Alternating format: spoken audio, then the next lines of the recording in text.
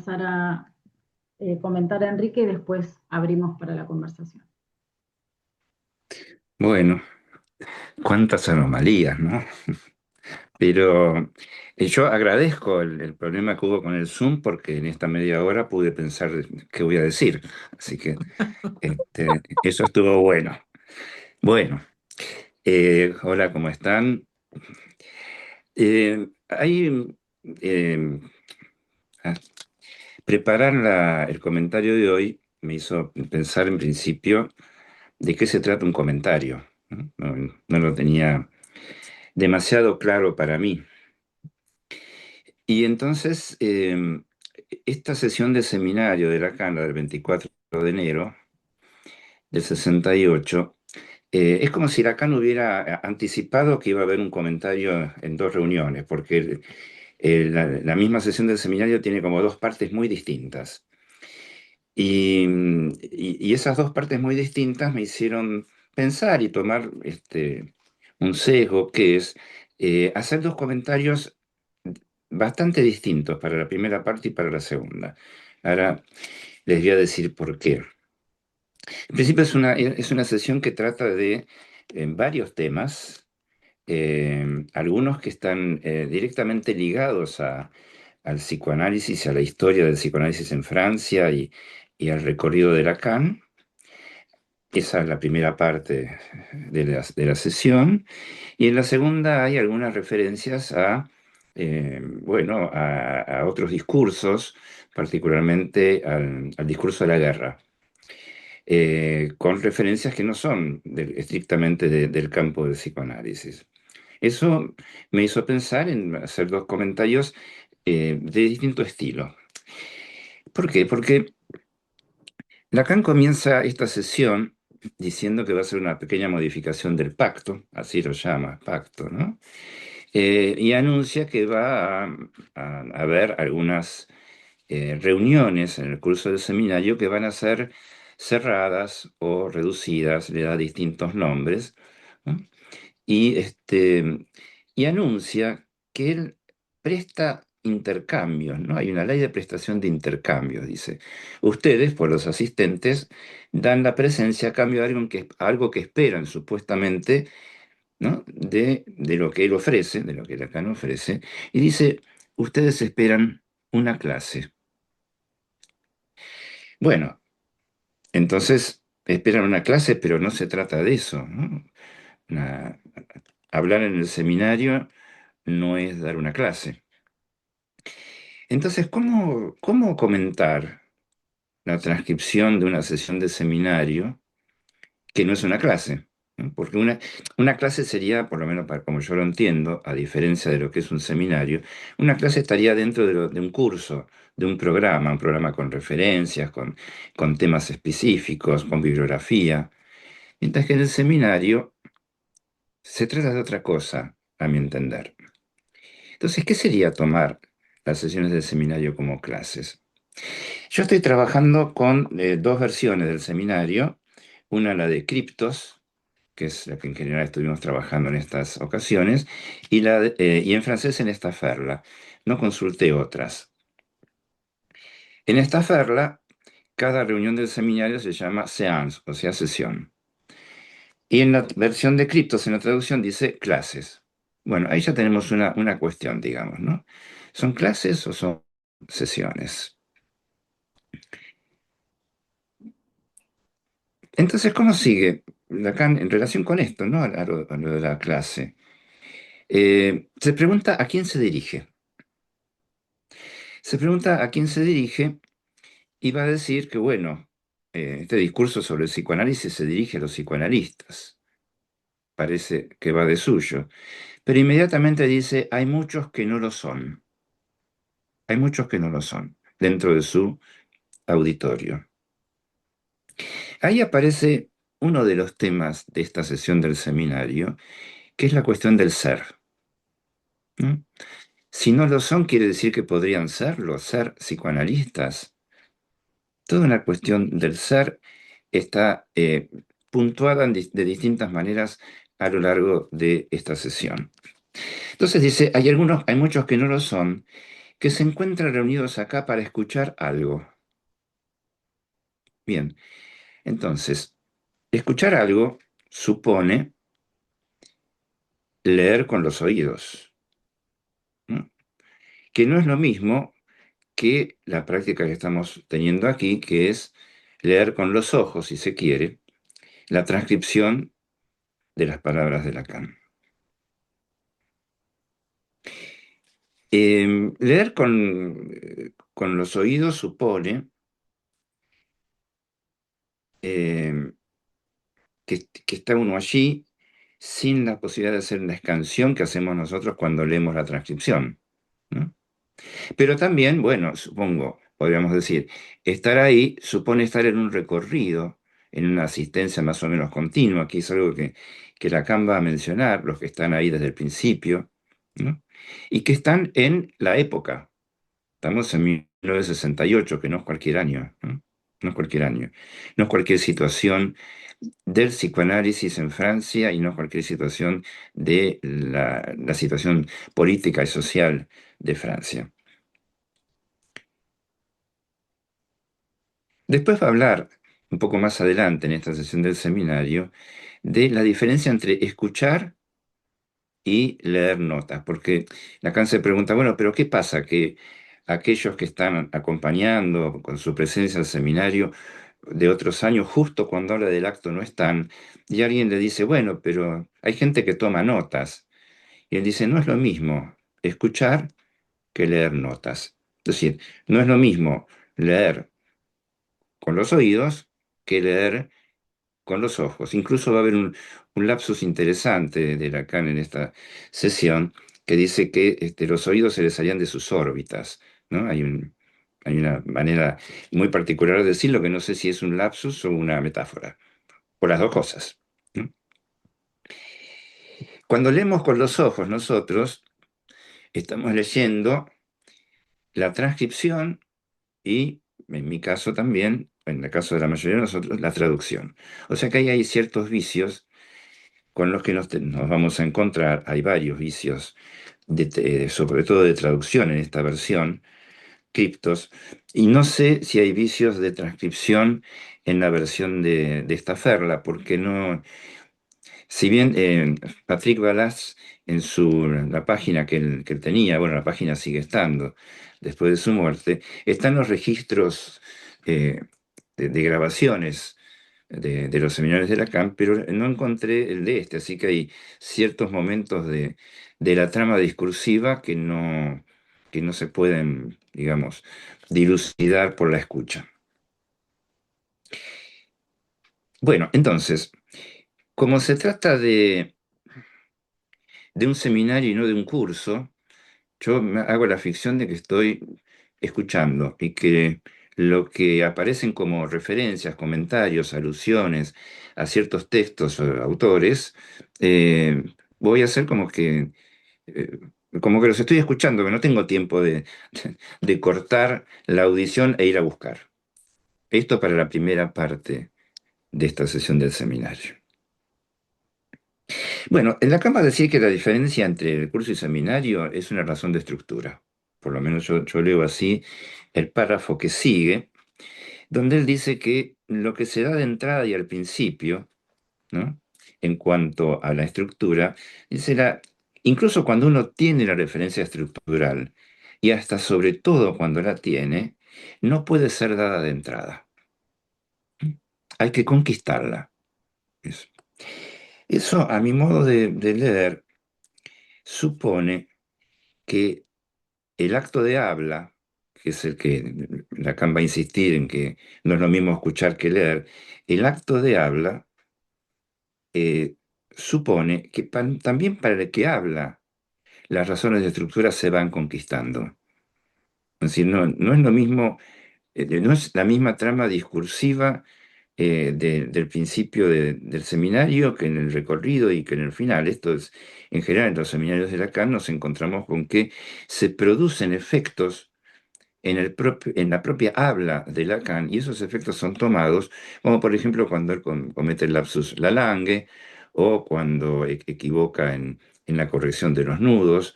El mismo el mismo movimiento del habla supone que las razones de estructura, como las manifiesta acá, se van encontrando y se van conquistando.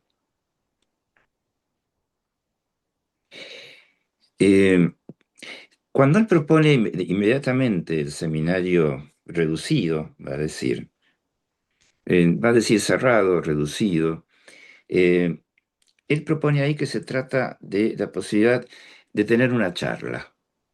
¿No? Lacan insiste en varios seminarios, en este también, en esta sesión también, en que le molestaba el número de asistentes y estaba a la espera de que le hicieran preguntas. ¿No? Incluso en esta sesión va a decir que me lleguen, mándenme preguntas para que yo me encuentre con que fui escuchado.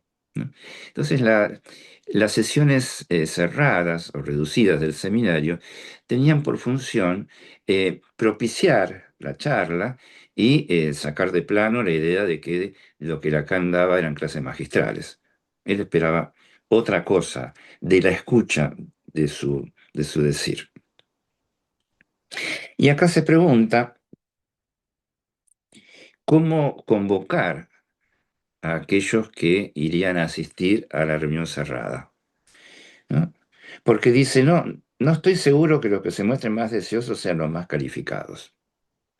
Ahí encuentro un problema. Bueno, no lo encuentro. Uno encuentra reiteradamente ese problema, ¿no? Es cómo invitar a algunos y no a otros. ¿Cómo seleccionar cuando Lacan ya venía diciendo desde años atrás que el analista se autoriza por él mismo?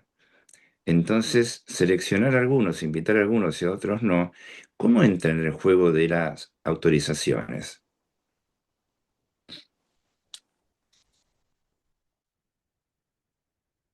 Formulo la pregunta por el momento, nada más, ¿no?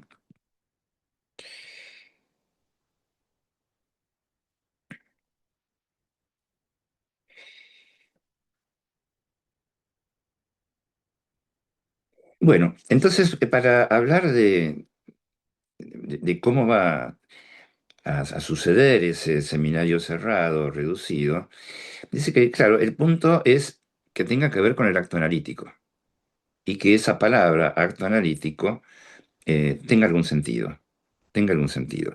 Y entonces ahí eh, introduce lo que llama la estructura. ¿No? El término estructura y la situación del estructuralismo en ese momento de Lacan está muy presente en toda esta sesión del seminario. Eh, Dice que la estructura,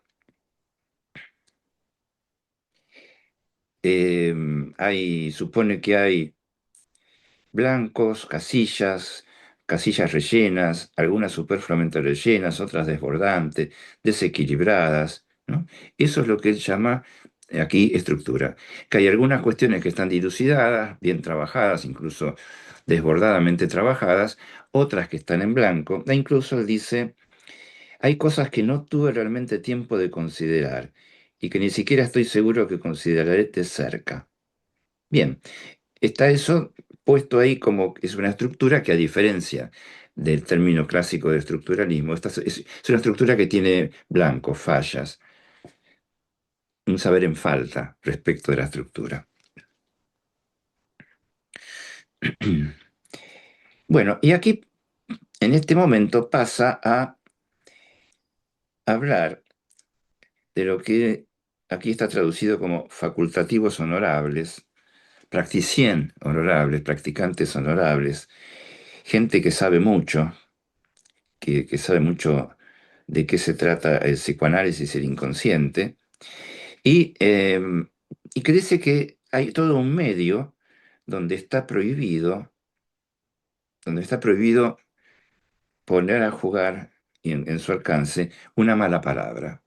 No dice cuál es, pero creo entender que se trata del estructuralismo, porque hace una referencia inmediata a 1960, o sea, 8 años antes, al coloquio de Bonneval, que fue convocado por Henriet para juntar a filósofos, psicoanalistas eh, y psiquiatras para hablar del inconsciente. Así que hace esta referencia al Congreso de Bonneval, dice que es inmemorial y que recién ahora se empiezan a discutir las cosas que él enseñó en esa época, ¿no? Habla entonces ahí de una revista que se llama Revista Francesa de Psicoanálisis. En esta sesión del seminario, Lacan habla de dos revistas. Una es esta, la Revista Francesa de Psicoanálisis, la otra ya vamos a ver cuál es. Y dice que en esa revista, bueno, no se habla de lo que él enseña, porque en verdad dice no se habla de psicoanálisis. Y va a recordar, no sé cuál es esta revista o por qué la menciona, pero va a recordar dice Congreso de Montreal, cuando fue un coloquio, no un congreso, que había ahí algunas personas eh, que hacían extravagantes elucubraciones fantásticas. Habla de Lefebvre. Lefebvre fue quien en el coloquio de Bonneval hablaba de cuatro modelos sociológicos del inconsciente, y algunos de los términos que utilizaba Lefebvre van a aparecer como polizontes en el discurso de Lacan en esta sesión, como eh, lo vivido es un término que utilizó Lefebvre. Habla de su amigo Merleau-Ponty, que murió poco tiempo después. Pero lo que subraya ahí Lacan, y subraya porque le va a dar un cauce a eso, es que por primera vez se discutía públicamente lo que él venía hablando en un pequeño círculo en Santán. Acá en la versión Critos hay un error. Dice, en ese momento todos estaban en el centro, todos, digamos, los que participaron. En la versión Estaferla dice, todos estaban mirando fuera del tarro, lo cual no es lo mismo, ¿no? No es lo mismo. Bueno, uno puede estar en el centro y mirar fuera del tarro, pero me parece que la traducción no da la idea de qué quiere decir à côté de la plaque. Y entonces recuerda que en el coloquio de Bonneval se empezó a discutir lo que él enseñaba. Bueno, recordemos lo más concreto, que es la intervención que tiene Lacan allí, es cuando Laplanche y Leclerc presentan el sueño del unicornio y va a decir uno de ellos que que el inconsciente es la condición del lenguaje. Y Lacan va a refutar eso diciendo que para él el lenguaje es la condición del inconsciente. Esa diferencia es la diferencia crucial respecto de la enseñanza de Lacan en ese momento, a mi entender, ¿no? Y entonces va a decir, es así como pasan las cosas y es lo que hace sensible, así como pasan las cosas que recién 6 años después de ese coloquio se publiquen las actas, ¿no? O sea, no solo en nuestro campo, en nuestro territorio, tenemos un desfasaje enorme entre lo que se produce en un coloquio y la posibilidad de tener las actas. En general se tarda mucho. 6 años, ¿no? Y él le da una interpretación a eso. Dice, es así como pasan las cosas y es lo que hace sensible que en todo discurso haya efectos de acto. Porque si solo estuviera la dimensión de discurso, normalmente eso debería propagarse más rápido. Bien. Es interesante que vaya a decir que si no hubiera efecto de acto, el discurso se propagaría rápidamente. Pensé, ¿qué habrá querido decir con esto? El- la resistencia al discurso la pone, por ejemplo, cuando dice, no recuerdo la cita, cito de memoria, ¿no? Que lo que parecía muy difícil en su tiempo, 10 años después, profetizaba él, sus libros iban a estar en los kioscos de diarios y revistas. Bueno, más o menos, no es tan así. Pero, aunque la banalización del discurso de Lacan hace que sí, que haya kioscos de revistas donde haya formulaciones sintéticas de su enseñanza. Pero acá lo que va a decir es que el acto, la dimensión de acto del discurso, resiste a que se propague, a que se difunda. Yo encontré un ejemplo, encontré. por mis intereses, por las cuestiones en las que estoy metido, leyendo y trabajando, encontré un ejemplo histórico de cómo la dimensión de acto de un discurso fue resistida durante casi un siglo. Me refiero a la teoría de la traducción de Hölderlin. Hölderlin,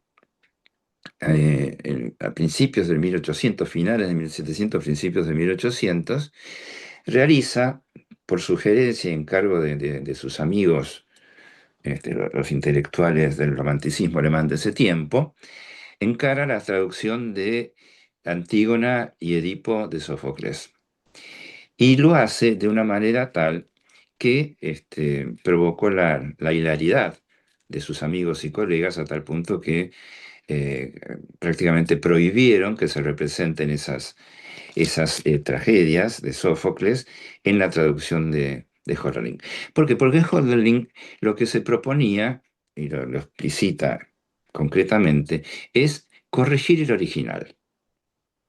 No podría decir, vaya pretensión megalómana corregir a Sófocles. Pero lo que Hölderlin planteaba es que por razones que él interpreta, no hay testimonio de eso, pero él interpreta que Sófocles escribió Antígona de una manera tal que su vocabulario y su forma de expresión no llevaba la pasión, el patos, el fuego sagrado de los griegos. Y entonces había que corregir el original para que en la versión alemana se recuperara ese fuego que en el original no estaba. Corregir el original, corregir el objeto es algo que Lacan propone también, ¿no? Ahora, cuando Hölderlin produce esas traducciones en 1800, 1804, eso fue denostado, pero un siglo después, eso es recuperado, por ejemplo, por Walter Benjamin o por Heidegger mismo, para plantear que el modo de traducción de Hölderlin, sostenido no en la significación de las palabras, sino en el ritmo y en una lectura interlineal, era el modelo fundamental adoptado desde entonces para hacer una traducción de los poemas, por ejemplo, de las tragedias de Sófocles. Entonces, la dimensión de acto de Hölderlin, al modificar el estilo de traducción imperante, tardó un siglo en poder ser recogido como transmisión. Y va a decir Lacan, entonces, respecto del efecto de acto del discurso, que empezaba a propagarse ahora, ¿no? Y que por eso, dice él, supone, que convoca a un público joven, que convoca a un público joven, digamos, que es el que podría recibir esos efectos de acto de su discurso. Y vuelve entonces a la cuestión del intercambio y a la cuestión de que él no da una clase, para decir, no puedo darles nada a cambio de su presencia. Lo que les divierte es que ustedes sienten que justamente algo pasa. Algo pasa y que no da un servicio universitario. Esperen que quiero encontrar la frase.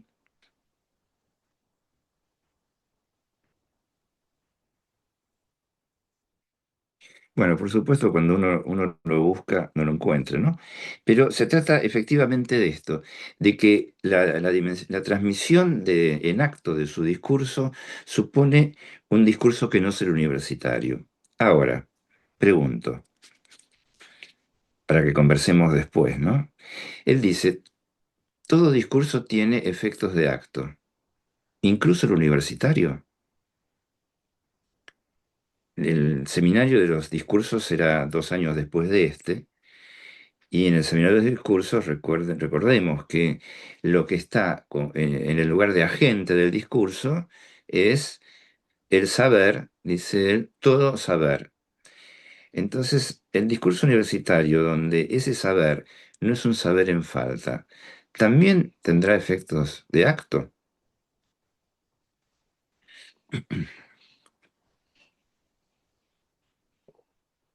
Ustedes díganme cómo voy con el tiempo, no tengo la menor idea. Tendríamos que No, está charlar hoy, perfecto, Enrique. ¿Vamos bien? tendríamos ¿Vamos bien? Ok. tendríamos que ver a qué hora terminamos hoy, ¿no? Si al empezar Y media hora más tarde, corremos un poco la reunión. ¿A, terminamos un poco más tarde, así Enrique tiene tiempo de a qué hora comentar. terminaríamos? 12 y Bueno, A como la ustedes una. digan. Bueno. no, a la una no puedo, ¿eh? Una menos cuarto, ¿les parece? Ah, no, Bueno, Claudio. No, si no podés. A la Ok, una menos cuarto. una menos No, cuarto es una hora razonable. está bien. Bueno, este, él entonces venía trabajando la cuestión de la situación del estructuralismo en Francia en el momento del Congreso del Coloquio de Bonneval, y ahora empieza a hablar de algunas personas que le afirman que hay que hacer una objeción a la estructura, ¿no?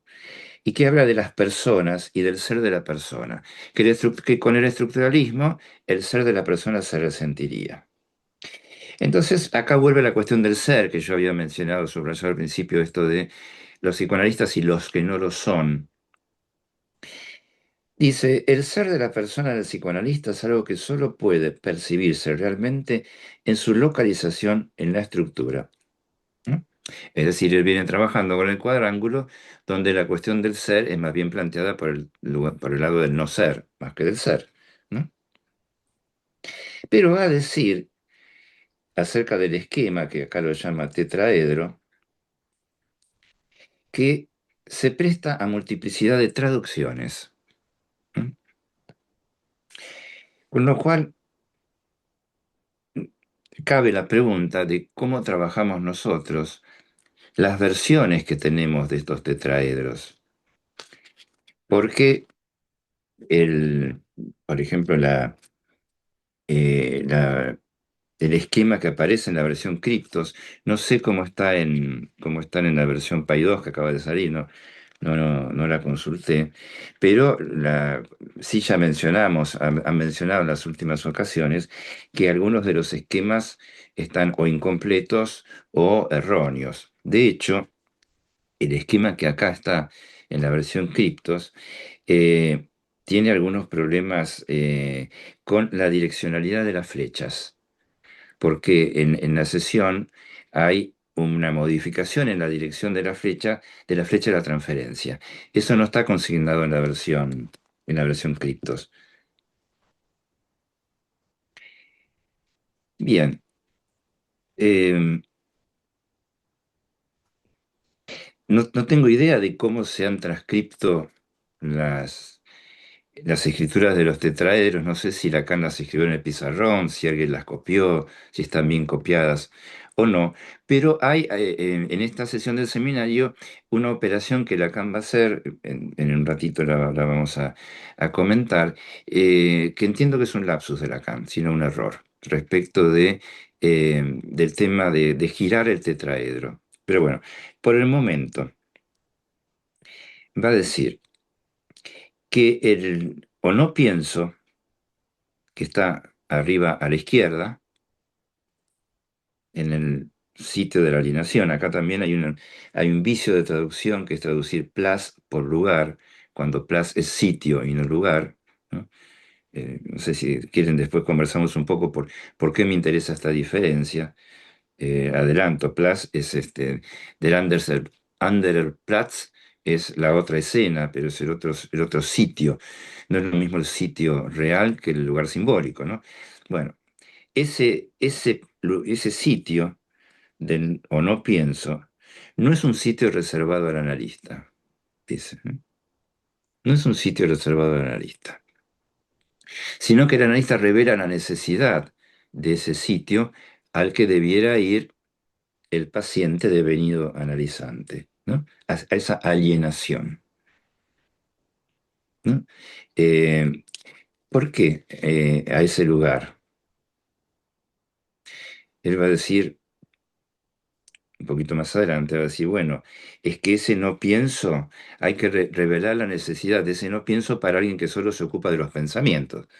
Para un paciente que solo se ocupa de los pensamientos, convocarlo a que vaya al sitio del no pienso supone, bueno, deslocalizar el yo de la agencia de los pensamientos, ¿no? Hay pensamientos que surgen de otro lugar.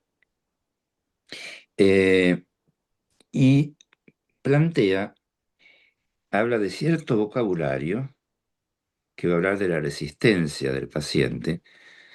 En, en la traducción está como vocabulario, en la versión estafada está como vocabularios, pero yo creo que se refiere estrictamente al vocabulario del psicoanálisis de Laplanche y Pontalis, porque en ese vocabulario eh, la alienación está referida a la psicosis y la resistencia está referida a la transferencia.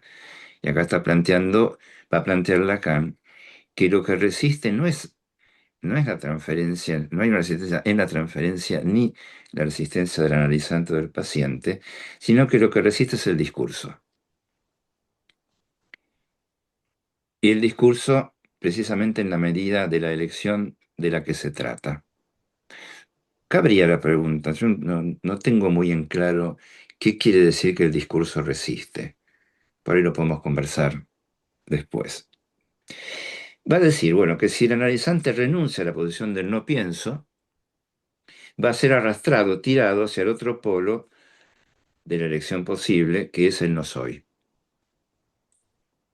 El problema, dice, quizás ahí da una pista para, ¿no?, pensar la resistencia del discurso, es que el discurso no podría llegar a ser ahí otra cosa. ¿Qué cosa? Pregunta. Hay algo del o no soy que es intraducible, va a decir.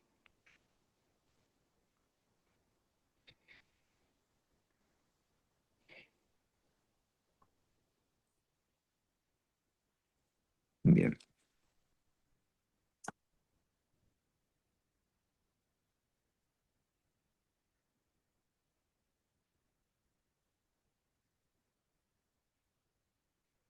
Vuelve a la cuestión acá del ser, entonces, bajo la forma del no soy, pero repite esta cuestión de las personas que hablan del ser de la persona para objetar la estructura, y él pregunta, bueno, ¿qué es lo que ellos llaman el ser?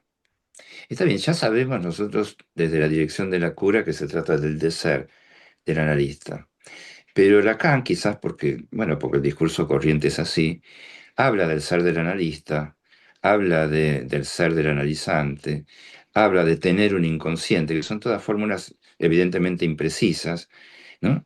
Pero que están en nuestro habla corriente, ¿no? Sigue, Lacan retoma la cuestión del acto, va a decir el acto de una estructura bastante excepcional que es el acto psicoanalítico, y va a hablar acá entonces, va a calificar al acto de acto ilustrado. El término francés es éclairé, ilustrado, iluminado, esclarecido, pero rápidamente Lacan va a decir que si usa el término ilustrado, es un eco del alemán Aufklärung, ¿no?, de la ilustración. Acá también hay un error de traducción de esta versión que dice, se dan cuenta, si utilizo el término ilustrado, se dan cuenta de que no dejo de ser el eco, no deja de ser el eco, no deja de ser el eco de la Aufklärung, de la ilustración.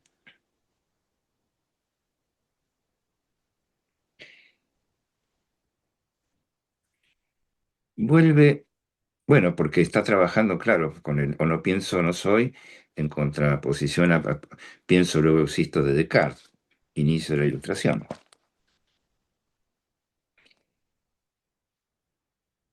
Y va a hablar entonces de estos dos polos de la estructura, o no pienso o no soy.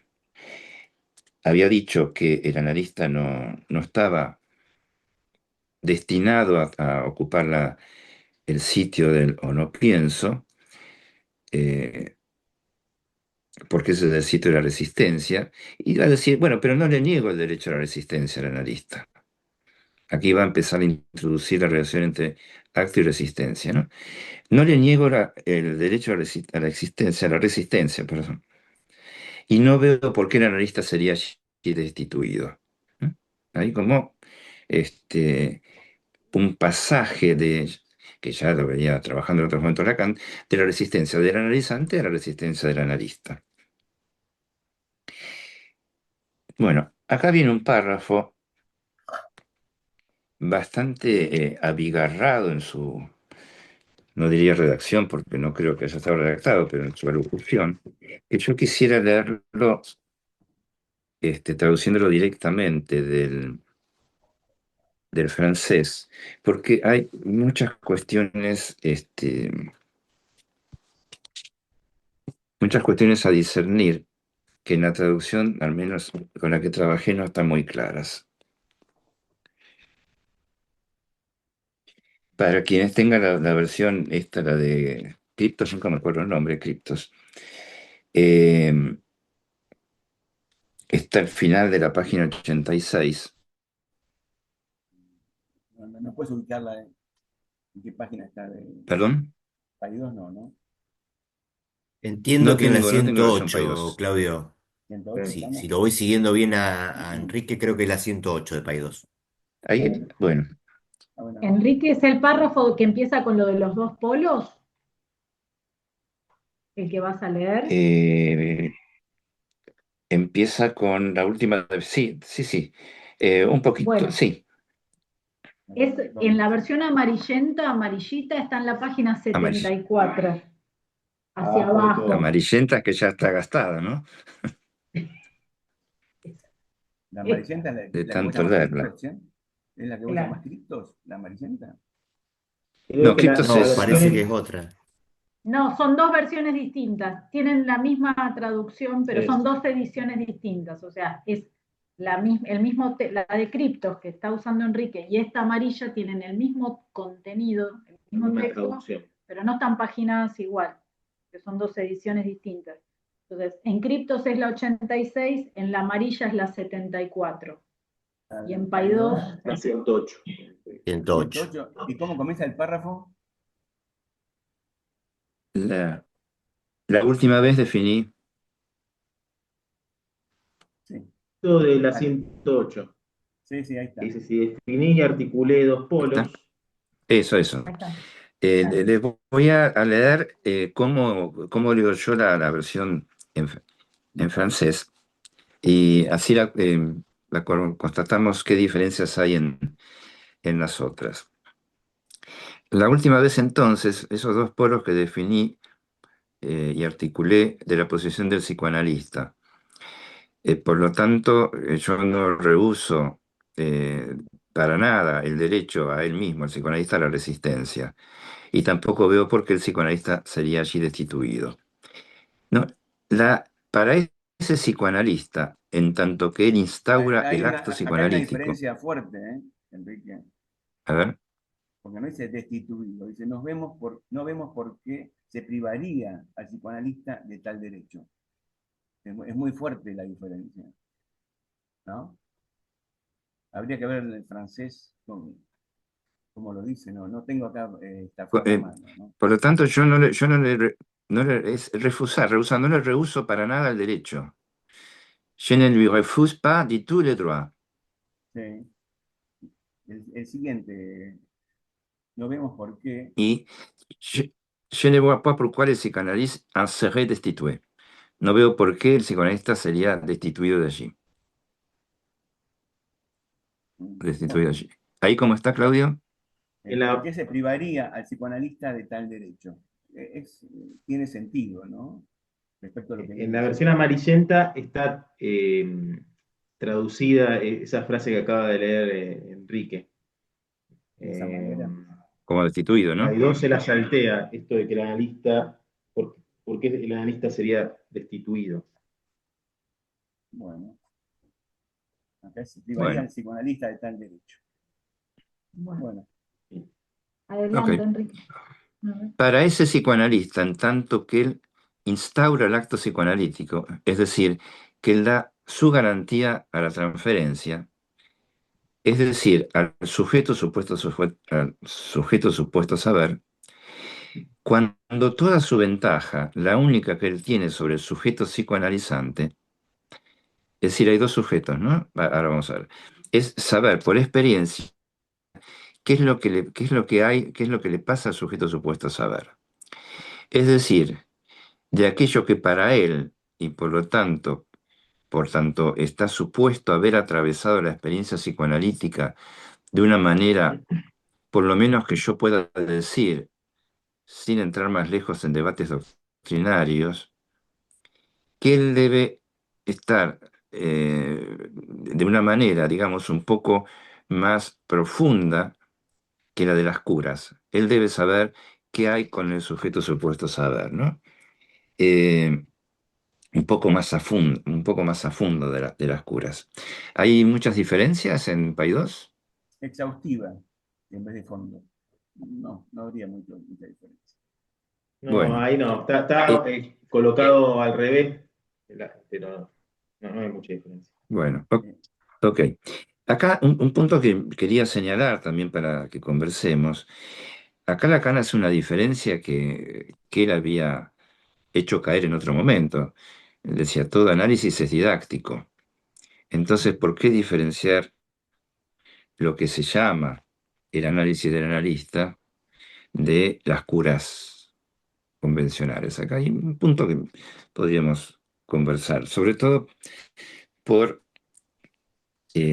esta cuestión de el análisis del analista, lo que se llama el análisis del analista. Y sigue así. Entonces, ¿dónde estamos? A saber que para él, y yo se los expliqué la vez pasada, y ahí hace una referencia al esquema, en el esquema de criptos hay una flecha que va del OO al sujeto, ¿no? Desde el OO, de la parte superior derecha a la parte inferior izquierda, donde en la parte superior izquierda está el OO y en la parte inferior izquierda está el sujeto y el objeto. En la versión Staffordla, la flecha va de la parte inferior izquierda, donde está el sujeto, hacia la superior derecha, donde está el objeto. Esa es una diferencia, por lo menos, importante de escrituras, ¿no? Sí, en Coincide Paidós está con igual. Paidós, ¿eh? Coincide con Está igual que Paidós. cómo, Como está sola Que que en cuál. como en esta Ferla. Mientras que en la Ah, está bien, amarillenta está entonces, bueno. distinto porque el vector va para los dos lados.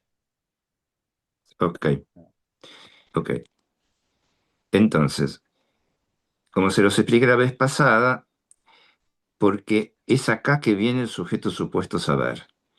Para aquel que sabe lo que hay del acto analítico, el trazo, el vector, la operación del acto analítico, ese sujeto, ya vimos cómo ese sujeto venía abajo a la izquierda, reducirlo a la función de objeto. Esa es la frase, esa es la frase de esta Ferla. ¿Está más o menos igual? Sí. Sí. ¿Sí? Ok. Es en eso que en un análisis, acá es donde encuentro más diferencias en la versión criptos. Es acá que en un análisis, aquel que lo ha fundado, este análisis, en un acto, a saber, su propio psicoanalista, deviene, deviene precisamente en eso, que al término, él se junta con aquello que no estaba de entrada. Hablo en la subjetividad del psicoanalizante. Él no estaba de entrada, desde el principio, el sujeto supuesto saber. Es en eso que al término del análisis él lo deviene, yo diría por hipótesis, porque en el análisis uno está allí para saber alguna cosa. En la versión criptos hay muchas eh, imprecisiones. Por ejemplo, traduce era por estaba, que está bien, tenemos la dificultad de letra y francés, pero no es lo mismo decir era ahí el sujeto supuesto saber que estaba ahí, ¿no? Está hablando entonces desde la subjetividad del analizante, porque dice su propio psicoanalista, ¿no? Y continúa, es en el momento en donde él lo deviene, o sea, está hablando de la subjetividad del analizante, en el momento en que él lo deviene, que igualmente él se reviste para el psicoanalizante de la función que ocupa en la dinámica, para él, en tanto analizante, como sujeto.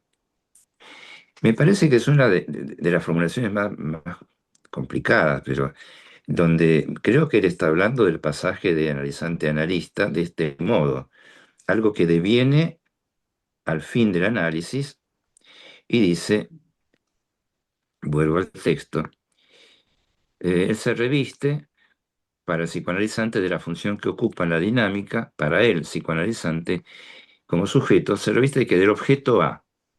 Este objeto particular, que es el A, quiero decir en ese sentido que ofrece una cierta diversidad. Bueno, me parece un momento de la sesión bastante apretada en cuanto a encontrarle eh, eh, eh, hacia dónde va Lacan, si está hablando que el psicoanalista deviene el objeto o deviene el sujeto supuesto saber al final, al término del análisis, incluso lo está diciendo por hipótesis. Eso está ¿Dónde mal, ¿eh? estoy? A ver, Y está porque mal, está sostener mal que Lacan. al final de un análisis, el analista se vuelve el sujeto supuesto saber. No, me parece que está hablando del momento justamente de pasaje. Eh, Ese momento, sí. ¿Podemos empezar a hablar de Enrique o nos callamos? A ver, Estás finalizando, Enrique, lo que en Paidós es el punto 1, Mm. así que podría ser un punto de tensión acá, si te parece. si quieren nos detenemos acá. Claro, porque Hay un, este es un hay un punto. parrafito más que podías comentar antes de que comencemos a conversar. Bueno, Donde dice el objeto Tenemos más. tiempo, si querés seguir unos minutitos más, Sí, seguí, sí, Enrique, sí. disculpa que te interrumpimos. Terminamos a las 12, Enrique, tu comentario, y nos damos 3/4 de hora para charlar un rato. Bueno, retengamos este punto porque en función de lo que venimos leyendo el seminario, eh, es importante porque justamente el final del análisis justamente deviene objeto A en el sentido, en otro sentido, y no en el sentido, es todo lo opuesto al sujeto supuesto saber, es la caída del sujeto supuesto saber. sí, Entonces, para que después lo retomemos. Lo de acaba de acuerdo. decir, ¿eh? Sí, sí, por eso, Eso lo acaba de decir, Silvina, ¿no? Porque yo entendí que en la traducción que estaba leyendo Enrique, sino que Enrique por favor corrija, era que decía como que advenía a un lugar de sujeto supuesto saber y no viene No, se No, prepara para. me parece que habría que tomar también un tono irónico ahí, ¿eh? Bueno, después lo retomamos cuando finalice el Hay comentario. algo que se pierde en las transcripciones, en las versiones, en los establecimientos, que es los tonos que Lacan va utilizando, ¿no? sí, me parece bien tomarlo después. Él dice, deviene por hipótesis. Está planteando algo del orden de una hipótesis de fin de análisis, pero bueno, lo retomamos después. Voy a saltear un poco para toda una parte en donde él habla de las consecuencias y las secuencias significantes, que es de nuevo el debate con los que rechazan el estructuralismo. Y voy a donde dice, vemos acá en ese punto,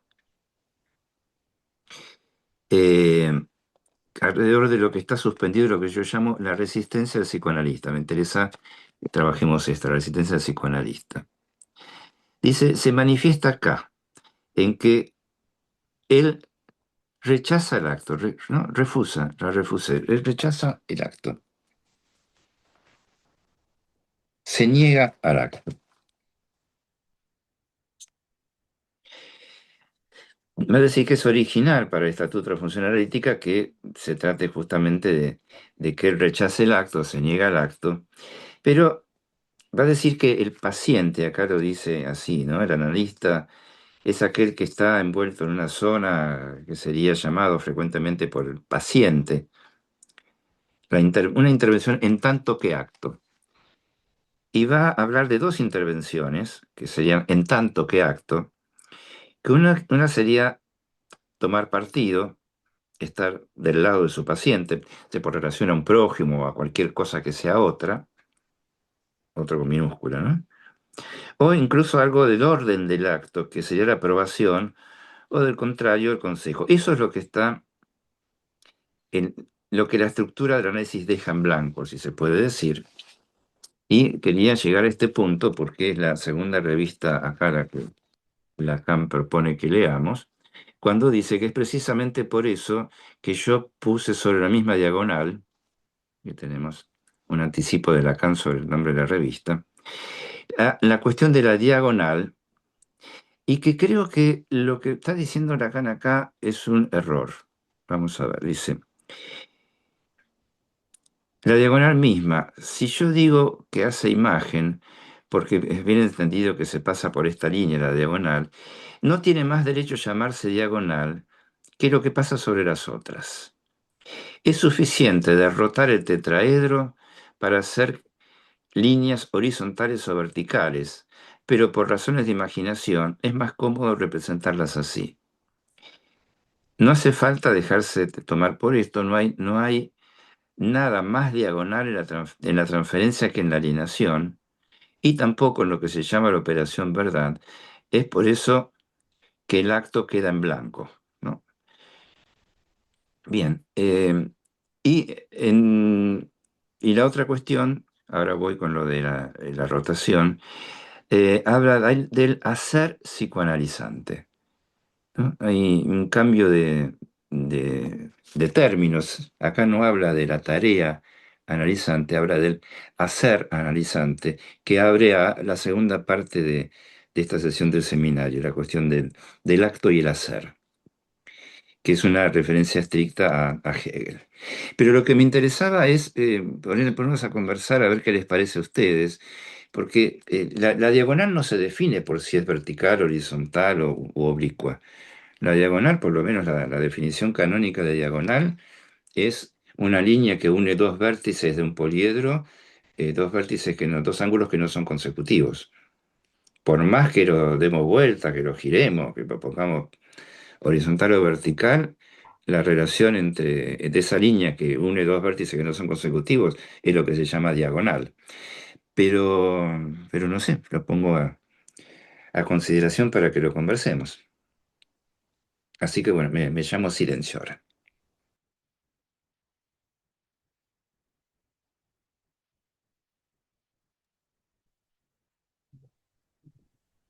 Bueno, vamos, si quieren levanten la mano o van avisando. No sé dónde está la mano, no lo encuentro, perdón. Tengo en Bueno, mano derecha mano. La mano, dale. ¿Estás con el celular o con la compu? No, estoy con la compu, Sil. la mano está al Sí. final del Ah, brazo, Jorge. eh, Es lo que está al final del brazo. Gracias, Claudia. porque, a ver, Diego está con la compu, yo con el celular. Porque ¿Cómo viene la mano? Bueno, Diego está con la no, compu. Bueno, no, bueno, Jorge, estás habilitado. arranco. Dos cosas, dos cosas. Por un lado, bueno, agradecerte mucho, Enrique. Me pareció un comentario muy, por un lado, muy filoso y muy sugestivo, ¿no? Eh, eh, Vos sabés que cuando hablaste de Holderlin y la traducción, cosa que yo no lo sabía, me acordé inmediatamente de un artículo de un libro que gracias a Claudio me compré y lo estoy leyendo en realidad apasionadamente, Pasión Intacta, ¿no? Y hay uno de es un compilado de artículos, y hay un artículo, un trabajo muy sugestivo, muy bueno, que es El arte exacto, que habla de la traducción. Y es muy irónico el título, El arte exacto, porque él discute la traducción exacta.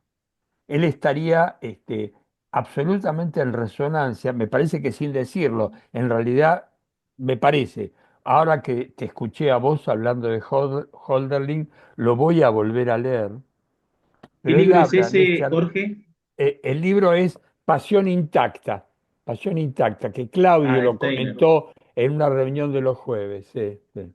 Estoy Bueno, apasionado. O sea, me hizo reencontrarme con Steiner, a quien ya conocía de Antígonas, un libro que en su momento me devoré, me llevó a escribir un articulito, bueno. Y él dice, justamente, estaría totalmente de acuerdo con Holderlin, porque él habla de que en la el traductor, voy a decirlo adrede, casi debe, entre comillas lo pongo, porque incluso habla de moral del traductor, debe rescatar el espíritu en el que fue escrito esa obra, ¿no? Eso, por un lado, no, iba a leerles algo subrayado, pero me parece que es ocioso, así que sigo de largo. La otra cosa que me gustó fue tu pregunta, me interesó, respecto de cómo sería eso de la resistencia del discurso. Lo primero que se me ocurrió es recordar una de las definiciones que da Lacan de inconsciente como aquella parte del discurso que falta en tanto que transindividual, perdón, aquella parte del discurso en tanto que transindividual que falta a la disposición del sujeto. Lo que ocurre es que como al final evocaste el cuadrángulo, veo que en el cuadrángulo Lacan ubica la resistencia no en el inconsciente, sino en el ello, porque lo ubica abajo del no pienso, con lo cual me hizo dudar de que se trataría de esa cuestión. Bueno, no, solamente eso. Bueno, Diego levantó la mano. Sí, porque está en la misma línea que lo que traía Jorge. Primero, Jorge, te recomiendo un libro muy bueno de un tal Enrique Tenenbaum, justamente se llama La letra exacta. Si te interesó lo de Holdering, porque está ¿Sabés muy que no lo bueno ese conozco? libro de acá del amigo Enrique. Enrique, ¿cómo No, es, lo Diego? voy a leer, lo voy a leer. La ¿Cómo es? letra exacta. Scheinbaum. Bueno, lo voy a buscar. Ya que te digo, porque está muy bueno. Em, no, era un comentario respecto de esto que traía Jorge también. Esperen que me saqué los auriculares porque si no, cuando hablo se silencia el entorno. Em, no sé cómo está Enrique en la ES, en en esta Ferla, en la que estaba siguiendo vos de esta Ferla, porque en la traducción de Paidós es ambiguo esa resistencia.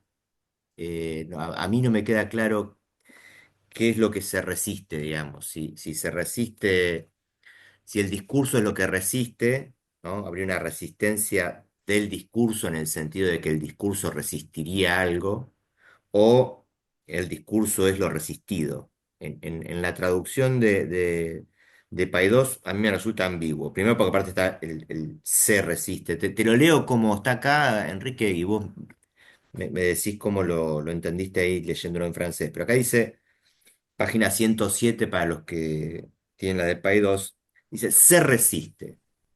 Lo que se resiste en análisis, obviamente no es el sujeto. Lo que se resiste es el discurso. Ahí ese se a mí me hace dudar de si lo que se resiste es el discurso, quiere decir que el discurso se resiste, No. o lo que se resiste, alguien resistiría, ¿no? Al discurso. No sé si se entiende la pregunta porque me resulta raro hasta formularlo, pero Estricto a mí es me... lo distinto. ¿Eh? En la amarilla está distinto. Bueno, mejor, Ahí va. así que quedamos amarilla, criptos, taferla, Amarilla criptos está paidós. distinto. Bueno, acá hay un Claro, porque, C, acá hay un C bueno, neutro que es rarísimo, ¿no? Lo que se resiste es el discurso. no porque pareciera que el discurso es resistido por.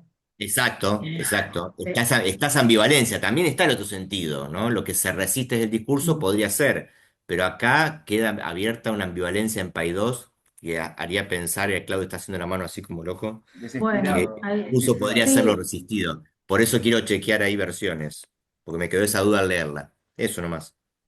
No, sí, no sé si puedo decir algo. Pues, Dale. eh, creo que un problema que estamos transitando es que el término discurso es ambiguo en el uso que Lacan hace en esta clase, en esta sesión, perdón, sesión de luz clase. Yo recuerdo, creo recordar, eh, en, en textos o en seminarios anteriores Lacan usaba discurso en un sentido más ligado a la palabra oral, discurso. En el sentido de Benveniste usa discurso. Eh, y recuerdo también que cuando Lacan lee, por ejemplo, eh, las estratificaciones que Freud escribe en Psicología para la Histeria, dice que esa aproximación al núcleo patógeno como resistencia es una resistencia del discurso, no es del paciente, no es del sujeto, es del discurso. Que hay ahí una cierta aproximación a algo que el discurso dificulta nombrar, que hay una dificultad de la palabra respecto a la cosa. La resistencia es del discurso. Esa es yo no tengo dudas en este caso, tengo muchas dudas, pero en este caso no tengo dudas que se refiere que no es del analizante, es del discurso, y también hay una resistencia del analista que yo creo que está ligada en otros momentos a lo que sería el horror al acto, ¿no? Eh, me parece que sí, Lacan dice que el analista se rehúsa al acto. Eh, Me parece que en esta sesión, retomando un poco la anterior que yo había comentado, nuevamente hay una cosa muy paradojal donde para el analizante está excluido el acto como pasaje al acto y solamente queda el análisis como una tarea de pura palabra. Así lo dice en esta sesión también, ¿no? Lo que agregan de nuevo, me parece que a mí resulta muy notable, es que también el analista tiene prohibido el acto. No solo el analizante, sino que el que autoriza el acto, el que garantiza la transferencia, se la sostiene como sujeto supuesto saber, también tiene prohibido el acto. Y eso que vos leías, Enrique, como lugar en blanco, el consejo, tomar partido, forma parte de esa prohibición del acto para el analista. Llama eso acto. Y él también queda como tomado por este modo de intervención de pura palabra, que es la interpretación, la intervención insignificante. Me parece que yo llamaría eso lo que Freud nombra como abstinencia. El analista se abstiene del acto como pasaje al acto. Y el analizante se tiene excluido el pasaje al acto y queda como esa tarea de pura palabra e incluso también como actinado, ¿no? Como esa dimensión donde transcurre el análisis. Después me parece que otra cosa, Enrique, que vos nombraste que me parece interesante, porque el contexto es universitario. Lacan lo que va a decir es que está lleno de jóvenes alumnos universitarios que esperan de él una clase y que él no va a dar una clase. Pero me llama mucho la atención que cuando tiene que reunirse él que se dirige a analistas a un lugar donde pueda hacer un seminario, porque mientras hable él solo, eso no es un seminario. Es como decir, bueno, pero ¿qué es un seminario? Un seminario me parece que es lo que estamos haciendo nosotros acá. Esta conversación de seminario. Me parece que cuando él llama a un grupo reducido a reunirse para poder charlar, llama a un seminario. Y Lacan se desespera, entiendo yo, muchas veces lo hace, pidiendo que le hagan una pregunta, que alguien hable. Ese silencio que tiene tan sagrado, ¿no?, a su palabra, intenta romperlo. Creo que no es inocente él tampoco, ¿no?, en ese silencio que provoca. Pero cuando él llama a una reunión cerrada con analistas, porque a esa reunión no están invitados los alumnos, están invitados algunos analistas, aquellos que le manden una pregunta al menos una pregunta o una objeción, que muestren a un testimonio que él es escuchado. Es como si él no supiera si lo que habla cae en saco roto o en el vacío. Tengo esa impresión. Entonces, el seminario cerrado, que es para analistas, no es tampoco para todos, es para los que vienen a escucharlo y para que muestren testimonio de que lo escuchan. Eso es lo que pienso, ¿no? Me parece que cuando habla acá de discurso, no está hablando del discurso como estructura. Y creo que Lacan está intentando, en esta sesión particularmente, a partir del acto analítico, pensar que es un acto. Sí, hay otros actos que no son el acto analítico. Está el acto político, el acto poético. Hay actos.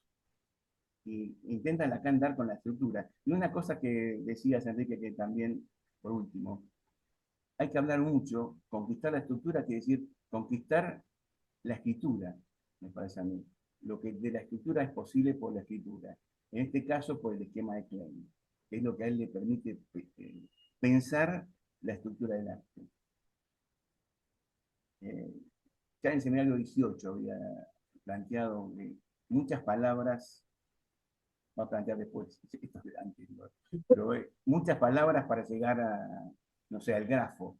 Se necesita mucha palabra para llegar a la escritura. Y la escritura se escribe porque ahí se puede, no sé, inteligir, concebir los lugares, las oposiciones, las diferencias entre analizante y analista y esas cosas. Me parece que la idea de que el sujeto supuesto saber deviene lo que realmente deviene, que es reducido a un A, y eso es lo que sabe un analista por a través de la experiencia, no, eso no lo modifica Lacan. Lo que queda raro es que, ¿y qué sabría un analista al final de un análisis? Porque antes no lo sabía, ¿no? Era supuesto. Eso es lo que me despertó en la charla de la clase, la sesión, perdón. Igual Lacan, ¿se acuerdan? En el seminario UPIR dice que no es un seminario lo que él da. Un seminario hablan muchos, hablan otros, y acá habla él solo, lo cual no daría modo seminario. El seminario es el cerrado, donde van a conversar. Bueno, no sé si están levantando la mano Martín o Adriana. Martín. Y después Patricia. Bueno, Enrique, antes que nada, te agradezco el- el comentario, me gustó mucho, sobre todo las preguntas que abriste. Bueno, respecto a esto último que decía Claudio, pensaba que tal vez ahí tengamos otra paradoja del acto analítico, ¿no? El que se supone que sostiene el acto, que es el analista, al mismo tiempo tiene prohibido el acto. Me preguntaba qué acto es ese, ¿no? Porque los ejemplos, que es lo que subrayó Enrique, que trae en esta clase, perdón, en esta sesión, Lacan, son más bien, no sé si actos, sino son del orden del consejo, no sé, de lo que sería la clase, me da la impresión, ¿no? Serían actos profesorales, valga la paradoja. Digo respecto de, para pensar cuál es el acto que el analista tiene como prohibido. Después quería empezar subrayando las preguntas que abrió Enrique. A mí me parecen importantes. Esta de, ¿qué sería tomar la clase del seminario como clase si las clases son clases o son sesiones? ¿No? Me parece que es una pregunta que conviene al analista, esa, más allá del seminario de Lacan. Si, no sé, si digo, para pensar la relación del analista al saber. Eh, que una clase, que una sesión no sea una clase, no es algo que va de suyo, aun cuando Lacan lo declare, lo declame, ¿no? Lacan, me gustó ese fallido. Me parece que muchas veces las sesiones de Lacan son clases. Que no lo sea, en todo caso, será como un horizonte para el analista. Eso me parece una pregunta crucial. Voy subrayando algunas cosas que subrayé. Después esto de que la estructura hay que conquistarla, a mí me gustó eso, ¿no? La conquista también, en alguna dimensión por lo menos, es algo que está muy vinculado al acto.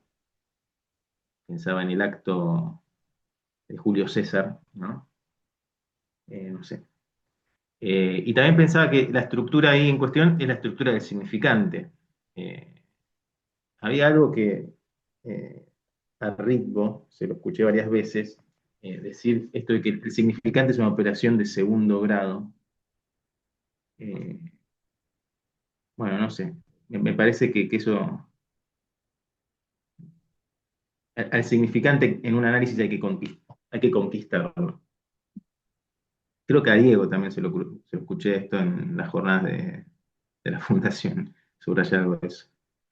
Eh, Después yo tengo la impresión respecto de las reuniones cerradas, que las reuniones cerradas son reuniones erradas, eh, las del seminario. No sé qué les parece a ustedes, pero bueno, toda esa cosa medio masónica de, bueno, a ver a quiénes selecciono para la reunión cerrada. No sé, me parece complicado, ¿no? Hay una demanda acá, ¿no? Ahí, Sí, ¿no? Demanda presencia, demanda Lacan me servicio. parece también tiene mucho que ver con el hecho de que nadie hable Sí. en la escena que sostiene, qué sé yo, eso daría para conversar. Después, esto de que los efectos de acto hacen que la dimensión de discurso no se propague tan rápido, así lo subrayé, ¿no? Y los efectos de acto vinculados a la resistencia, que era así, ¿no, Enrique? Otra pregunta, Sí, sí. todo discurso tiene efectos de acto, incluso el universitario? Otra pregunta me parece interesante. Eh, Me parece que el discurso del amo ha dado lugar a la dimensión del acto. No sé si el discurso universitario, hay actos y actos, qué sé yo. Después, dos cositas más y freno. Eh, Cada vez más me quedan claro algo que creo que había subrayado Claudio, esto de al lugar del no pienso, acá aparece en esta clase así, va a parar el analizante, que paradójicamente solo se ocupa de pensamientos. Cada vez me queda más claro, me parece a mí, que esa abdicación recae, en el caso del no pienso, sobre el yo. Yo no pienso. En tanto que el yo abdica de sostenerse como agente de pensamientos, Ujú. eso piensa. A diferencia del no soy, que tal vez esa negación recaiga más sobre el soy que sobre el yo. Eso me gusta, me permite por lo menos algún orden de Aufklärung. Y Eh, tiene que ver con el final de la sesión anterior, cuando él claro. reformula el Boes Barsolik Verden. Después yo sostendría también la pregunta de qué quiere decir que el discurso resiste, me parece importante. Hay un deslizamiento, Enrique, en lo que vos dijiste. Yo no encontré que en la clase, al menos en la versión amarillenta y en la de Paidós, no revisé esta ferla, pero cuando vos decías, hay algo del no soy que es intraducible. En estas dos versiones aparece como es inarticulable, no intraducible. Sí, sí, ese es inarticulable, me equivoqué. No, Iner- más allá de la equivocación, para presentar esa diferencia entre lo inarticulable y lo intraducible. Eso.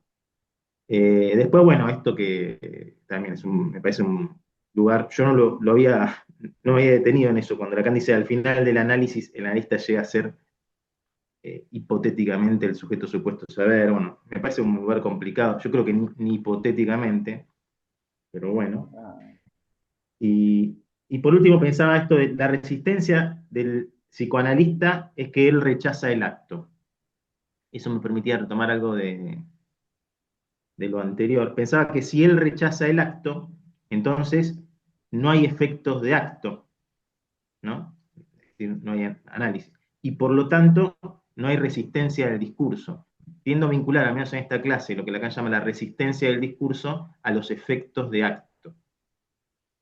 Es decir, que si él rechaza el acto y por lo tanto no hay efectos de acto y por lo tanto hay resistencia al discurso, es decir, que eso se propaga, como decía al comienzo de la clase, ¿no? El discurso se propaga y en ese sentido podemos decir hay clase,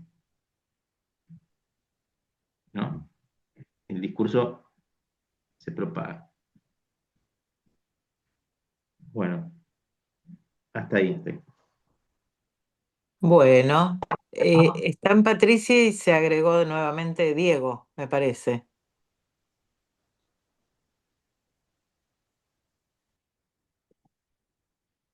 Bueno, gracias Enrique porque la presentación eh, con las preguntas permitió abrir pensamientos, preguntas.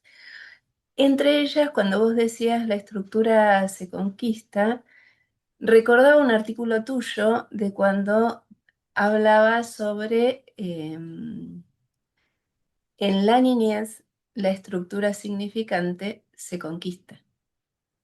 Eso me pareció un recuerdo muy interesante porque me ha servido mucho para la clínica. Después quería dos cosas sobre la, la resistencia del discurso. El término discurso está a poco de armar una estructura, ¿no? A pocos años de considerarse una estructura.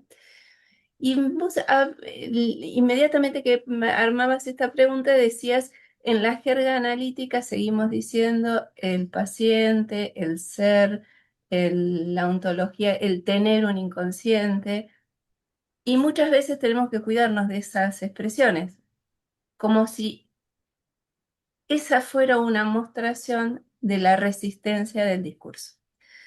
Y por otro lado, esa ligación a la estructura que está ahí en ciernes, pensaba si no tenía que ver con esta idea que planteaste, la estructura como una estructura en falta de saber.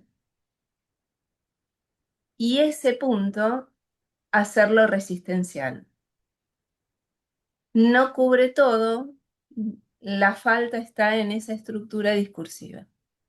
Bueno, estas cositas. Diego, Sí, gracias, Tami. No, volví a a pedir la palabra, porque antes en realidad intervine solo para recomendar el libro de Enrique, que está muy bueno. Eh, bueno, gracias, Enrique. A mí me resultó muy estimulante tu comentario. Eh, Quería recuperar algo de lo que vos, me parece, planteaste como dos partes de la clase, de la sesión. Se nos mete la clase por todos lados. La sesión, o como dos niveles que tenía esta sesión, y lo que comentó Claudio.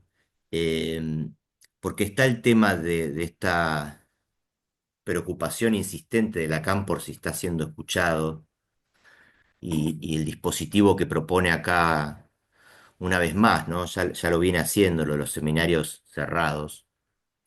Eh, Porque también está, además de eso, ¿no? Él hace dos comentarios acá. Uno es la invitación que creo que va a ocurrir recién el 28 de febrero, a la que solamente van a asistir algunos. Pero también él hace el anuncio de que el 31 de enero no va a estar, y que eso no debería impedir que el seminario acontezca de todos modos. Y a mí me parece eso, me parece que es un punto eso, porque efectivamente la versión establecida por Miller, tanto en francés como en Paidós, que no hace más que replicar la versión francesa, tiene por costumbre saltear esas sesiones del seminario, ¿no? A contrapelo de lo que Lacan está indicando, ¿no? Lacan está enfatizando que él no va a estar, pero que de todos modos sería deseable que se reúnan igual, que él le va a encargar en todo caso sesión a alguno, acá creo que dice a Melman, pero después en el establecimiento del seminario esas sesiones se borran, ¿no?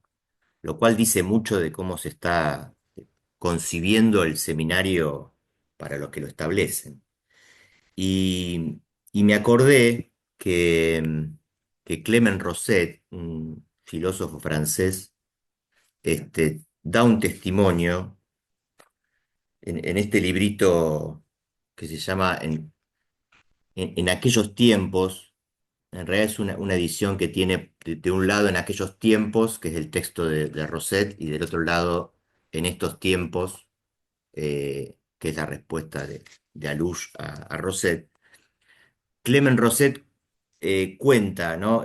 Clement Rosset asistía a la Escuela Normal Superior, daba clases ahí, y él da testimonio de que nunca quiso ir al seminario de Lacan, porque según él era a la hora del almuerzo, y a esa hora su estómago primaba por sobre sus deseos de escuchar a Lacan, pero que un día fue, yo no sé si fue este día en particular, el 31 de enero, porque ha habido otras sesiones de seminario donde Lacan no estuvo, pero podría ser esta como cualquier otra.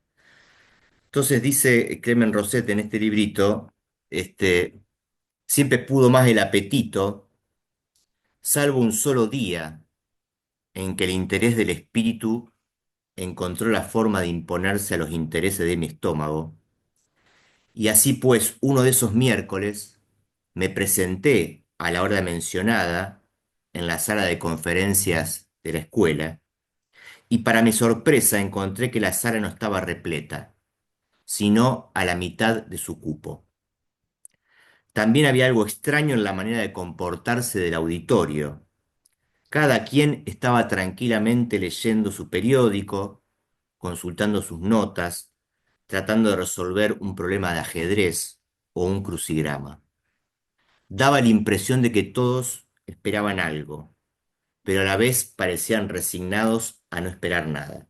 En realidad el tiempo pasaba y Lacan no llegaba.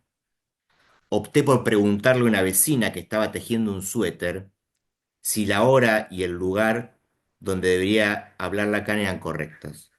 Esta señora se volteó hacia mí y me contestó fríamente: ¿cómo? ¿Entonces usted no sabe que Lacan no vendrá hoy? Estará en el extranjero durante 15 días. Esta extravagante respuesta, dice Rosset, me ilustró, más de lo que me sofocaba, acerca de la naturaleza de los cursos de Lacan y sobre la disposición mental de los que lo escuchaban. Entonces había aquí alrededor de mí una centena de gentes para las cuales la sumisión ante Lacan era tal que hubieran creído rebajarse gravemente si faltaban a una sola sesión del maestro, incluso sabiendo con certeza que éste no estaría, ¿no? O sea, Rosset hace esa lectura que Alouche le va a cuestionar, de que el hecho de que estuvieran presentes ahí sus asistentes del seminario el día que Lacan no iba a estar era una prueba de sumisión, ¿no? Y Alouche le contesta que todo lo contrario, que los sumisos eran justamente aquellos que no sentían necesario estar presentes porque Lacan no estaba presente, y que el hecho de asistir, aunque Lacan no asistiera, era una prueba de que eran sus alumnos, ¿no? Alush Bueno, me parece estaba que ese eso día. dice algo, ¿eh? Alush estaba ese día. Claro, Lush estaba ese día y se lamenta, dice, no quiero leerle la respuesta a Lush para no hacerla tan larga, pero Lush se lamenta y dice, qué lástima que no me preguntó a mí ese día, porque yo le podría haber dado otra versión de qué hacíamos ahí, aunque Lacan no estuviera ahí, ¿no? Y que no era un acto de sumisión, sino por el contrario, ¿no? Que los que dependían más de Lacan no eran los que estaban ahí, sino los que no estaban ahí porque Lacan no estaba. Bueno, me parece que esta anécdota de Rosset dice algo de estas sesiones de seminario en las que Lacan no está, que insisto, el establecimiento oficial decide sistemáticamente no colocar como si no fueran parte del seminario, cuando Lacan consideraba que sí. Bueno, eso quería comentar, che. Silvina, levantaste la mano. Claro. Buenas tardes nuevamente. Eh, bueno, primero me sumo a los agradecimientos a Enrique. Me gustó mucho. Siempre me gusta cuando el que comenta se pregunta qué es comentar, qué es hacer un comentario, y me resultó muy ameno el estilo y la impronta que le puso. Así que gracias. Coincido que la apertura en relación a las preguntas da lugar a una conversación posible. Así que gracias, Enrique. Eh, Respecto de esto último que planteaba Diego, eh, en torno a lo que había subrayado Enrique, eh, más allá de Lacan, digo, tiene mucho que ver con, digo, lo de Lacan a veces tenía auditorios muy masivos, donde también es complejo, pero pensándolo en la actualidad, depende mucho de la posición del que tiene que tomar la palabra, causar o no y habilitar o no no es una habilitación que se da a cada uno porque sí, a la posibilidad de que él se pregunte, eh, por ejemplo, por nombrar, digo, lo que tengo a mano en mi formación y muy agradecida, eh, Claudio Lasman es alguien que, tanto en este espacio como otros grupos que compartimos, que no solo que habilita, ¿no? Sino que él lee en pregunta, lee, es una manera de interrogar el texto permanentemente, y eso es lo que transmite a los que nos juntamos alrededor de sus convocatorias. Entonces, por ahí con otros también considerados por mí maestros, que por un lado declaman, ¿no? Que se les interrogue, pero se sienten interrumpidos. O sea, eh, bueno, me parece que coincido, creo que con Martín, que depende mucho de la posición del que habla para que la cosa pase de ser una clase a un seminario, y que en un seminario tampoco puede ser tan numeroso, pues si no, no, ¿cómo hace? Para que no sea una clase.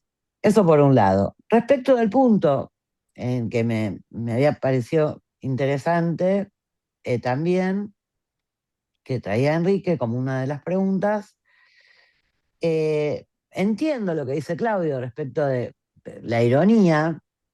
En general, solemos captarle las ironías a Lacan, pero me parece que hay algo condensado en ese párrafo respecto de a qué lugar llega el analizante, condensado en el sentido de como si fuera como dos temas superpuestos en el mismo párrafo, coherentes con la enseñanza de Lacan, en el sentido de lo que viene transmitiendo, y es que así como el deseo de saber es la posición del neurótico, em, el sujeto supuesto saber también es algo que produce justamente ese deseo neurótico.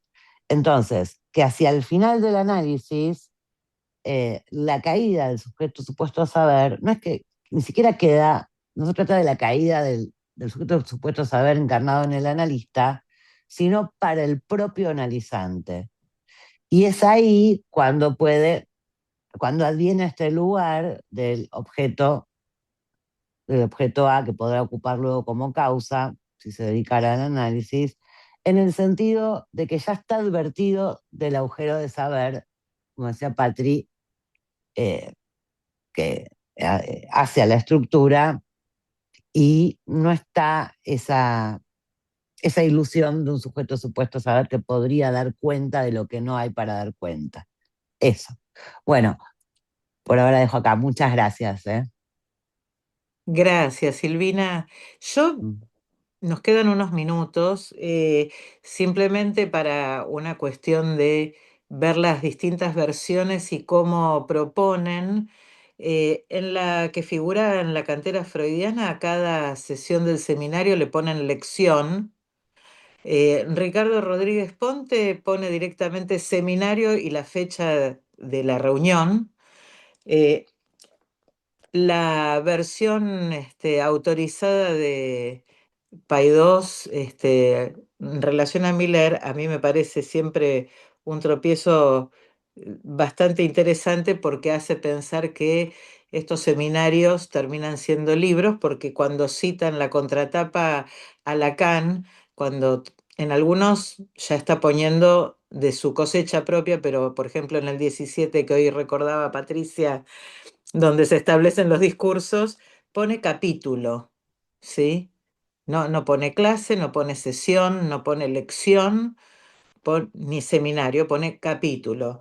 Y después por ahí para la vez que viene, no sé si querés, Enrique, retomar, porque lo de sitio y lugar está como posible la traducción de una u otra, ¿no?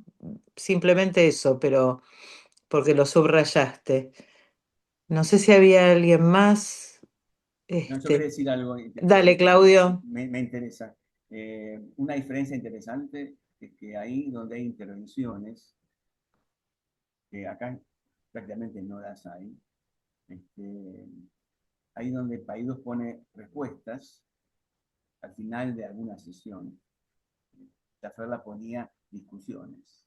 Sí, comentarios, Las nombraba totalmente. de esa manera, ¿no? Además, me parece que el establecimiento que hace Miller al ir excluyendo a los que intervenían y van desapareciendo del seminario, va transformando el seminario en clases.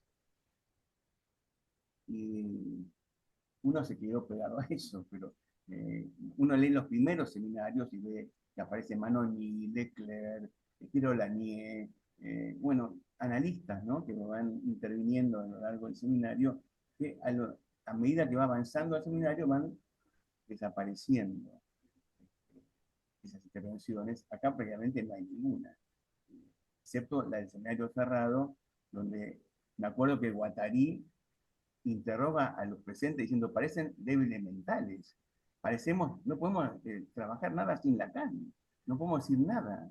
No sé si vos te acordás, Diego, esa intervención de Guattari, pero es impactante, porque parecen todos tipos de mucho nombre, los que están ahí, muy conocidos en general, y parecen boludos, están como boludizados.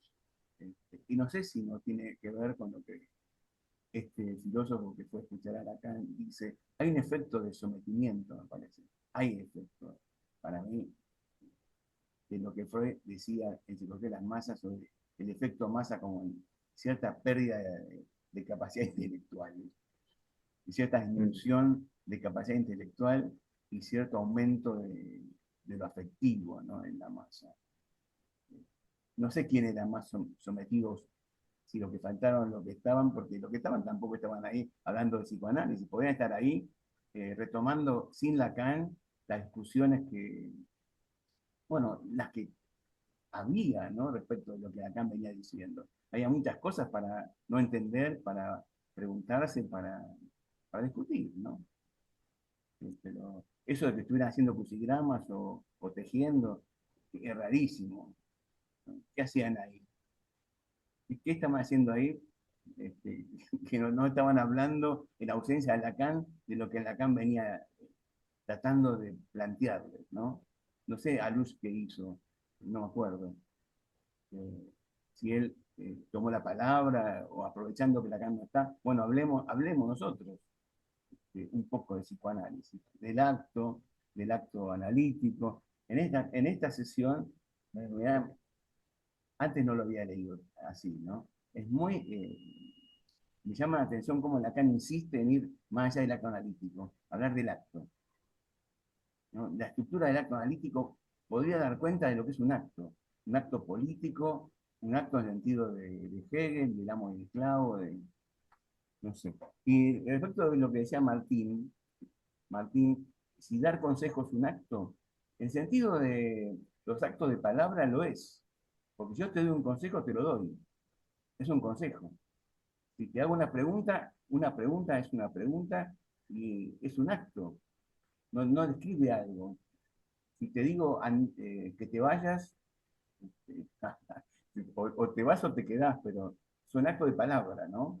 Estás hablando de la dimensión performativa del lenguaje. Sí, me parece, porque en un momento más tarde nombra a Agustín. Me parece que no está totalmente ajeno a los actos de palabra. Además, él conoce mucho a Benveniste y la discusión de Benveniste con Austin respecto del alcance de los actos de palabra, ¿no? Me parece que, no sé, que habría que ver cuando acá dice discurso acá, no está hablando de la estructura del discurso. Cuando habla de estructura, está hablando de la estructura del acto en el sentido de que tardó 15 años hablando del acto analítico de llegar al esquema de Klein. Es decir, a esa escritura, que no hubo que conquistar esa escritura, ¿no? No sé si lo leen así, pero me parece que está diciendo eso. Me parece. Y conquistar Eh, es un término freudiano de conquistar la herencia de tus antepasados. Cuando toma Ujú. esto, ¿no? Eso lo tengo ahí siempre un poquito presente. eh, estamos como muy sobre la hora, no sé, Enrique, si querés. Ah, Adri.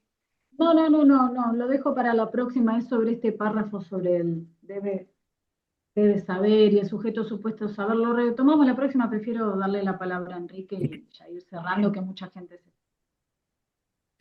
Bueno, sí, un par de cosas. Sí, este párrafo, que yo quise leerlo directamente del francés porque me parece muy complicado. Yo tengo una hipótesis sobre eso, pero la tomo la vez próxima. Dos cositas nada más. Una, creo que cuando Miller decide no transcribir y publicar en las reuniones cerradas, poner capítulos, cambiar el título del seminario, por ejemplo, la psicosis no se llamó la psicosis, la transferencia no se llamó la transferencia, lo que hace es transformar el discurso de Lacan en discurso universitario, que es lo que Lacan mismo había denunciado que habían hecho en esa tesis de doctorado, ¿no? Traducir su discurso al discurso universitario, que le permite a Miller y a los suyos dar clases, ¿no? Transformar el seminario de Lacan en clases. No, quería tomar esto de que traía Claudio, sobre todo, que el discurso era los discursos, como van a estar después, o el hablar, y me parece que está más cercano, gracias Claudio por la precisión, eh, al discurrir, el hablar como discurrir, porque pensaba, me surgió el recuerdo de cuando Freud planteaba que cuando el discurso se detiene, el discurso realizante se retiene, eso es resistencial y aparece el objeto, ¿no? Si cada vez que aparece, él decía, Freud daba el consejo, cuando el paciente deja de hablar, usted pregunte en qué está pensando y va a ver qué está pensando en usted. Es decir, aparece el objeto, incluso el objeto hipernítido, en algunas ocasiones menciona Freud, que aparece ahí como resistencia. Incluso la presencia del analista como resistencia me parece estar en ese mismo plano. Se me ocurrió esto. Y respecto de sitio y lugar, mínimo, Tamara, para mí el sitio es lo real y el lugar es simbólico. Uno habla del lugar del otro, no del sitio del otro, pero uno habla de un sitio de Internet y no de un lugar de Internet. La forma que me parece más clara de ubicarlo con lo que se llama plato de sitio en las mesas gastronómicas, el plato de sitio es el que ubica cuántas personas hay. Ahora, en todos los lugares hay plato de sitio, pero no es lo mismo estar sentado en la cabecera que en la mitad de la mesa. Yo hago esta diferencia, me parece útil a veces. Y como Totalmente. decía Clement Rosset, estamos en la hora del almuerzo, así que... Pero Lacan hablaba del sitio del significante, ¿no? El otro como sitio más que el lugar del significante. En su versión de sujeto, ¿no hace esa diferencia, che? Hablando del Sí. otro. Sí, Eh, Omar. sí, Claudio, exactamente. Después podemos mandar la cita. no. Sí, habla de sitio. en La simia. relación al tiempo también y al espacio, hace Bien. una distinción. Y fíjense, en función del campo de la palabra, de cómo hace el uso de discurso. El término discurso como aparece muchísimo. Ujú. Ah, Bueno, Bueno, Como muchas decía- gracias, Bueno, Tengo que Enrique. ir. Estuvo buenísima Gracias. la. Hasta la Enrique, bueno, próxima. Gracias, gracias. Enrique, Enrique, Un muchas beso gracias. grande. hasta la hasta el Saludos a todos. Adiós. 27. Hasta Gracias. luego. Chau. Chao.